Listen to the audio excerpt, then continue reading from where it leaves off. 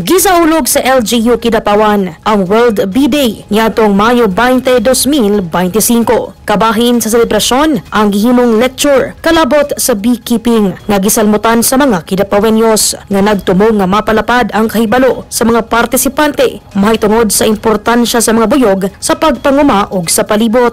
Gawas nga nakat-on ng mga partisipante sa pamaagi ug mga kagamitan sa pag-atiman o pag-harvest sa buyog, nahatagan sab sila og higayon nga matilawan ang peke o tinuod nga honey kon dugos apil na ang nagkadaiyang klase niini. Ang aktibidad kabahin sa advokasya sa LGU Kidapawan sa pag-ila sa kamahinungdanon sa mga buyog nga gisugdan niadtong tuig 2022. Subay sa pagtuon, ang mga buyog dakog kontribusyon sa food production sa tibuok kalibutan. Dako sabang papel sa mga buyog sa pagmintinar sa environmental health ug biodiversity. Giawhag si LGU Kidapawan ang publiko nga mosalmot sa maabot nga pagbansay kalabot sa beekeeping karong bulan sa Hulyo. Daiza Libong, News 9 Philippines, Province of Cotabato. Stay safe.